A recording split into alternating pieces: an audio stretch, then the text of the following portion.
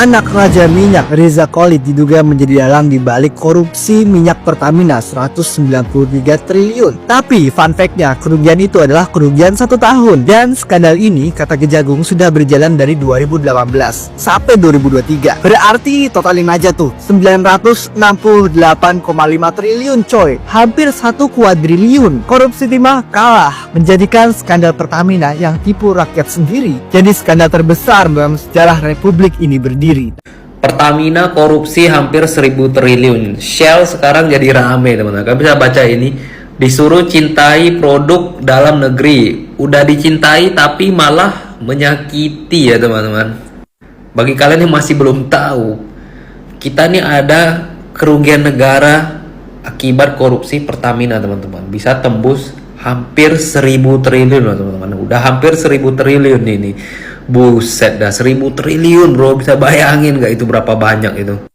Oleh karena itu, kompetitornya Pertamina seperti Shell banyak pengunjung baru teman-teman. Jadi orang itu berpindah gitu. Karena satu, kehilangan trust, ya mungkin dioplos. Jadi orang jadi takut gitu kan. Nanti mesin mereka rusak, motor mereka cepat rusak, mobil cepat rusak, perbaikinya kan makin mahal gitu. Sebenarnya kerugian bukan hanya kerugian negara, kerugian masyarakat pribadi karena ada oplosan itu, jadinya kerugiannya itu mungkin bisa jauh lebih dari 1000 triliun gitu, jauh lebih itu. Orang mobilnya rusak itu perbaikannya udah habis berapa gitu kan. Jadi bagaimana menurut kalian?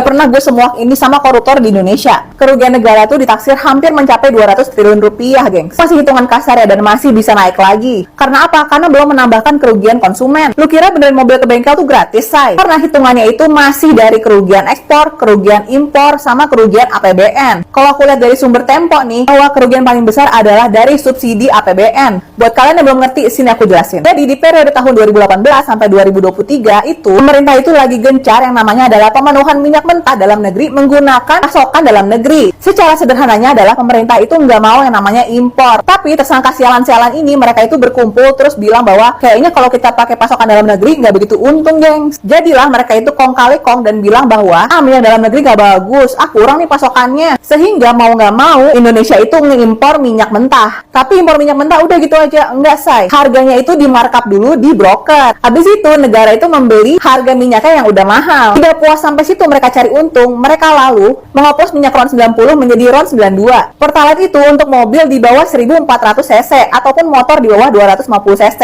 Sedangkan di atas itu diharuskan memakai Pertamax. Untuk apa? Ya jelas untuk kesehatan mesin. Tapi ternyata calon penghuni neraka ini, mereka ini malahan menamakan Pertamax padahal isinya adalah campuran dari Pertalite. Lu bayangin Mercedes, BMW pada pakai Pertalite. Apa nggak modar itu mesin? Padahal usut punya usut gaji mereka itu kalau nggak salah tiap bulannya adalah 500 juta. Sih nggak cukup pak 500 juta. Gue aja sebulan 500 juta, gue bingung ngabisinnya. Ini lo korupsi ratusan triliun, terus lo masih nggak cukup juga. Sedeng lo. Terus lucu banget deh, gengs. Mereka itu lagi jalan nih menuju mobil tahanan, terus dia itu diteriakin, "Limbat lu pak, diem aja," kata wartawan gitu. Pak, diem aja pakai limbat, Pak.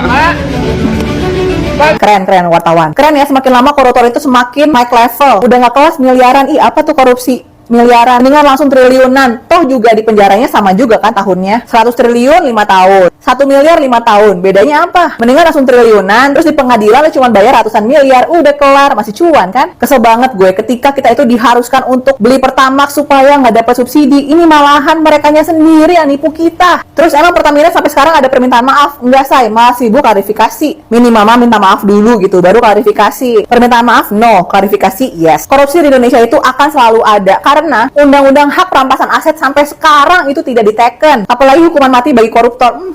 Selama itu tidak dilakukan, ya kita akan terus kayak gini, say. Mau sampai kapan rakyat ngebatin? Yang kita harapkan dari pemerintahan Prabowo ini adalah berani bertindak tegas terhadap koruptor di Indonesia. Gue yakin banget kalau itu dilakukan oleh Prabowo, akan banyak orang yang semakin akan respect terhadap beliau. Ya. Daftar 9 tersangka kasus dugaan korupsi minyak mentah di Pertamina.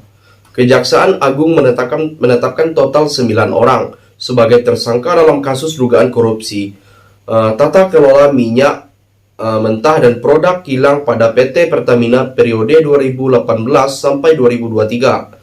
Direktur Penyidikan Jaksa Agung Muda Bidang Tindak Pidana Kasus Kejagung Abdul Kohar menyebut 9 orang tersangka itu terdiri dari 6 pejabat Pertamina Putra Niaga dan 3 dari pihak swasta. Adapun 2 tersangka baru yang ditetapkan Kejagung yaitu Maya Kusmaya selaku Direktur Pemasaran Pusat dan Niaga PT Pertamina Putra Niaga dan Edward Korne selaku VIP Trading Produk Pertamina Putra Niaga. Jadi, bagaimana tanggapan kalian? Tinggalkan komentarnya di bawah. Hati-hati pakai Pertamax biar mobilnya nggak cepat rusak. Tapi ternyata Pertamax yang selama ini kita pakai adalah oplosan dari Pertalite. Kerugian 193,7 triliun itu hanya di tahun 2023 aja. Bayangkan berapa banyaknya kerugian negara yang dialami karena korupsi ini dilakukan dari tahun 2018. Takut banget loh tinggal di negara korup ini, guys. Pada tanggal 25 Februari kemarin, Rifa Siahaan sebagai Direktur Utama PT Pertamina ditetapkan menjadi tersangka akibat tuduhan korupsi tata kelola minyak mentah, guys. Ya, ditetapkan menjadi tersangka bersama 7 tersangka lainnya dengan total kerugian negara sebesar 193,7 triliun. Banyak banget loh. Hal ini terkuak berawal dari adanya kasus kerusakan mesin mobil setelah mengisi Pertamax yang dialami oleh customer salah satu bengkel. Customer tersebut mengatakan bahwa mobilnya tiba-tiba saja loyo ketika menanjak. Ternyata benar saja, setelah diperiksa, si bensinnya ini penuh dengan kotoran yang mirip dengan lumpur, guys. Modus yang dilakukan dalam kasus ini, Direktur Utama Pertamina sengaja menolak hasil minyak mentah dalam negeri. Iya, jadi kesannya itu minyak mentah dalam negeri itu kurang dan dia harus mengimpor dari luar. Setelah minyak mentahnya diimpor, dia memarkup harganya sebesar 13-15%, guys. Kilang minyak dalam negeri sengaja menurunkan produksi, lalu minyak mentah yang tadi diimpor dijadikan Pertalite dengan harga Pertamax, sehingga warga negara Indonesia harus membayar lebih mahal untuk BBM dengan kualitas yang lebih murah, guys. Apa sih dampak dan kerugian dari kasus korupsi Pertamina ini, guys? Yang pertama adalah negara mengalami kerugian sebesar 193,7 triliun itu dalam tahun 2023 aja ya. Yang kedua, konsumen mengalami kerusakan kendaraannya akibat dia mengkonsumsi BBM yang buruk. Dan yang ketiga apa?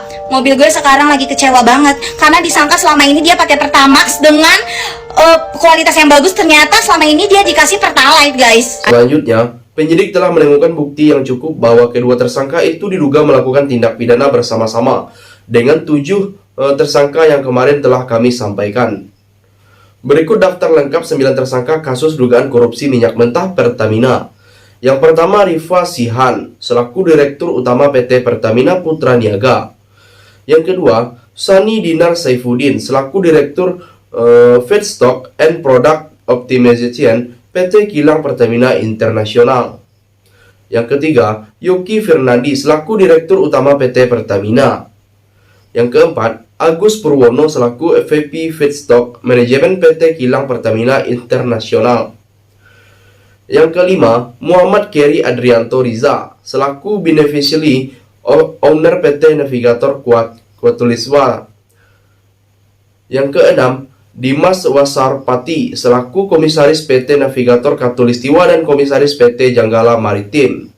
Yang ketujuh, Gading Ramadan Jedo selaku Komisaris PT Jengga Maritim. Yang kedelapan, Maya Kusmaya selaku Direktur Pemasaran Pusat dan Niaga PT Pertamina Putra Niaga. Yang kesembilan, Edward Korne selaku VP Trading Produk Pertamina Putra Niaga. Jadi, sampai di sini bagaimana tanggapan kalian? Tinggalkan komentar di bawah sebanyak-banyaknya. Kejaksaan Agung telah menetapkan Direktur Utama Pertamina Putra Niaga, Rifa Siahaan, sebagai tersangka tindak pidana korupsi yang merugikan negara 193,7 triliun rupiah. Luar biasa. Mengkorupsi ini bukan main-main lagi, gak kecil-kecil mainnya, langsung triliunan ya. Modus yang digunakan oleh Rifa Siahaan dan kawan-kawan dalam mengkorupsi keuangan negara 193,7 triliun adalah dengan memerintahkan kepada seluruh kilang-kilang penghasil minyak mentah di Indonesia untuk menurunkan produksi minyak mentahnya. Sehingga apa? Sehingga kebutuhan di dalam negeri untuk produksi minyak itu tidak tercukupin. Dan ini dipakai mereka kesempatan untuk mengimpor minyak mentah dari luar negeri. Nah, setelah mereka impor, karena kekurangan produksi minyak mentah di dalam negeri, ternyata produksinya itu bukan kualitas yang sesungguhnya. Artinya mereka mengimpor RON 90 yang untuk Pertalite, lalu mereka mixing dengan campuran bahan kimia yang lain. Yang terakhir, Kejagung menyebut total kerugian di negara dalam perkara korupsi ini mencapai 193 triliun. Rinciannya yaitu kerugian ekspor minyak mentah dalam negeri sekitar 35 triliun. Kemudian kerugian impor minyak mentah melalui DMUT atau broker sekitar 2,7 triliun. Selain itu, kerugian impor BBM melalui DMUT atau broker sekitar 9 triliun. Kerugian pemberian kompensasi 2023 sekitar 126 triliun. Dan kerugian pemberian subsidi tahun 2023 sekitar 21 triliun. Jumlah kerugian itu merupakan perhitungan kerugian 1 tahun dan belum diketahui total sesungguhnya kerugian yang dialami oleh negara.